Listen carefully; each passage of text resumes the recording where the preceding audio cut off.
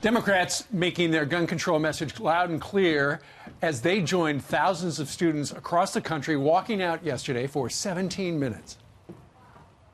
People are sick and tired of gun violence, and the time is now for all of us together to stand up to the NRA. Gun control! Enough is enough!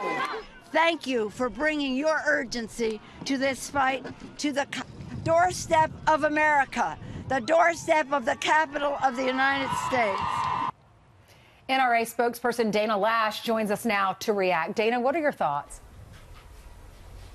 Well, it's good to see you all this morning. I'm always supportive of people going out and expressing their First Amendment right. Look, I don't want to make apologies for my Second Amendment right, so I don't expect people to make apologies for their First Amendment right.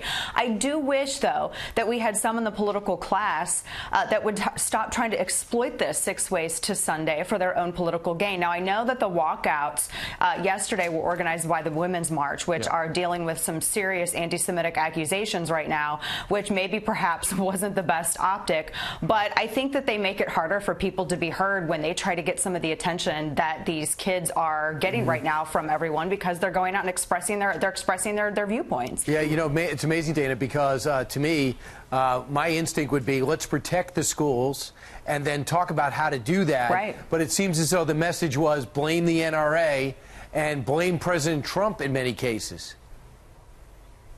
Yeah, which doesn't make any sense at all, because President Trump wasn't the one down in Parkland not paying attention to the 45 calls, nor were any law-abiding gun owners who are NRA members. You know, Sheriff Israel had the best day yesterday because nobody was talking about him, and I think that that's how he wants it. No one was talking about his incompetency. No one was talking about his failure to stand up for those kids by answering the 45 calls that came into his department, including calls from the murderer's mother herself, who was even warning law enforcement that this murderer had put a gun to her head before. This, of course, after reports came out that he had punched her so hard in the face, he knocked her teeth out. And I want everyone to not forget that the school also had a file on him, a mental health file, because he had been meeting with therapists, where he was telling therapists that all of his gory fantasies about school shootings. Miami Herald has done absolutely amazing work on this that no one is really paying attention to aside from you all. Yeah, obviously, the protests were originally, a lot of people, Dana, thought it was to commemorate the 17 lives lost, but then it became a political thing, and those people, all the images are to suggest that all those kids are for gun controls. The U.S. Congress, though, did something yesterday. The House of Representatives, in a gigantically lopsided vote of 407 to 10, passed the Stop School Violence Act. It was completely bipartisan, and what it's going to do is it's going to try to help people get training so they can identify students who are at risk going forward. Absolutely, and I think that that's making sure that students and teachers are protected is something that everyone can agree on. That shouldn't be a political issue.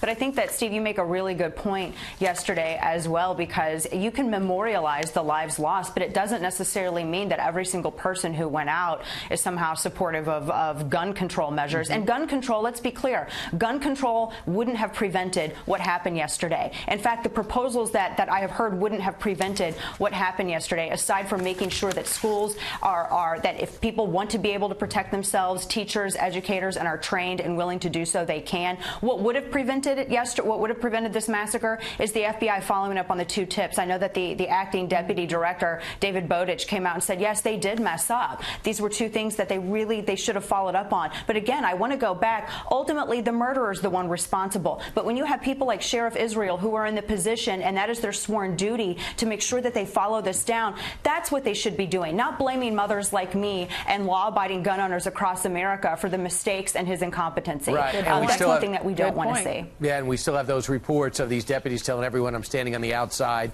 The deputy's story saying that he thought the shots were coming from the outside, but he knew they were coming from the inside because he was telling them to stay away from that building.